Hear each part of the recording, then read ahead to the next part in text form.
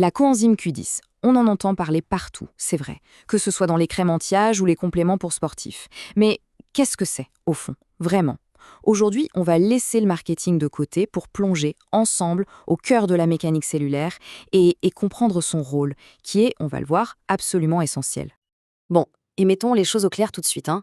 Ici, on ne va pas parler de stimulants miracles ou de je ne sais quelle promesse anti-âge. Non, non. Le sujet, c'est la précision. On va parler de mécanique cellulaire, d'optimisation et d'efficacité. Alors, pour vraiment saisir ce que fait la QQ10, la première question à se poser, c'est où est-ce que notre corps a le plus besoin d'énergie? Logique, non? Eh bien, la réponse, elle se trouve dans nos organes les plus actifs. Pensez-y une seconde. Le cœur, qui bat sans arrêt. Le cerveau, qui gère des milliards d'informations à chaque instant. Ces organes, ce sont de véritables usines énergétiques. Et donc, ce n'est pas du tout un hasard si c'est précisément là qu'on trouve les plus fortes concentrations de CoQ10. Elle est exactement là où le besoin est le plus critique. Ok, donc maintenant on a identifié le où. On sait où l'énergie est la plus demandée. L'étape suivante, c'est de descendre à l'échelle microscopique. On va zoomer à l'intérieur même d'une cellule pour comprendre le comment. Comment cette énergie est réellement produite. Et voilà, la fameuse mitochondrie. C'est, pour faire simple, la centrale électrique de chacune de nos cellules. C'est vraiment là, à l'intérieur, que les aliments que l'on mange sont convertis en énergie utilisable. C'est le moteur en fait, le moteur qui fait absolument tout tourner. Et au cœur de ce moteur, il y a un processus, mais alors incroyable. Ça s'appelle la chaîne de transport d'électrons. Imaginez une ligne d'assemblage, vraiment. Et la CoQ10, quel est son rôle là-dedans? Eh bien, c'est une sorte de navette, une navette ultra efficace. Elle prend des électrons à un point A de la chaîne et elle les transporte, elle les livre au point B. C'est tout, mais c'est crucial, parce que sans cette livraison, eh bien, tout s'arrête. C'est cette action de navette qui permet, tout au bout de la ligne, de créer l'ATP, et l'ATP, c'est la molécule d'énergie pure, le carburant de la cellule. Donc on voit bien où ça nous mène. Le point absolument crucial, c'est celui-ci. Si ces navettes, si la CoQ10 vient à manquer, toute la ligne de production d'énergie ralentit. C'est mécanique. Moins de navettes, ça veut dire moins d'électrons transportés, et donc au final, moins d'ATP produit. C'est aussi simple que ça. Et c'est la source purement biologique d'une sensation de fatigue, ou par exemple d'une récupération qui se fait plus lentement. Bon, maintenant, attention parce qu'on arrive à un point fondamental. C'est une distinction qui est souvent ignorée, mais qui change absolument tout. Quand on parle de CoQ10, il faut savoir que toutes les formes ne se valent pas. Loin de là. Parce que derrière le terme générique CoQ10, il y a en fait deux réalités. Deux noms à retenir. Ubiquinone et ubiquinol.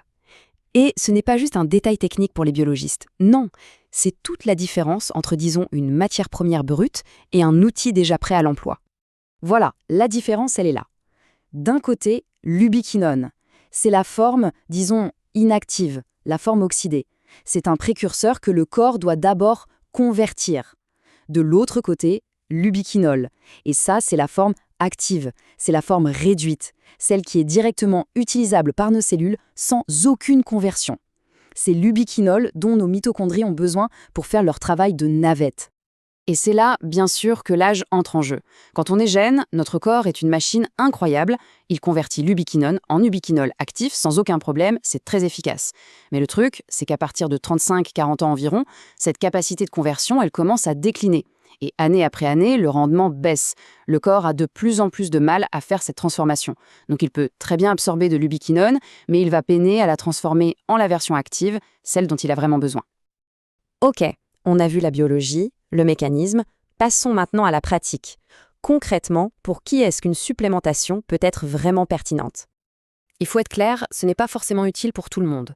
Les recherches actuelles suggèrent que c'est particulièrement intéressant, d'abord pour les personnes de plus de 40 ans, on vient de voir pourquoi, à cause de cette fameuse baisse de conversion. C'est aussi étudié pour les cas de fatigue chronique, de stress prolongé, ou encore chez les athlètes qui, par définition, poussent leur mitochondrie à fond. Et puis, il y a un dernier cas très très spécifique. Ce cas, ce sont les personnes qui prennent des statines. Les statines, ce sont ces médicaments très courants pour réduire le cholestérol. Eh bien, il est maintenant très bien documenté que les statines réduisent les niveaux naturels de CoQ10 dans le corps. C'est une interaction connue et c'est pour ça qu'une supplémentation est souvent envisagée dans ce contexte bien précis. D'accord, mais comment l'utiliser efficacement? En général, la dose la plus souvent étudiée est d'environ 100 mg par jour.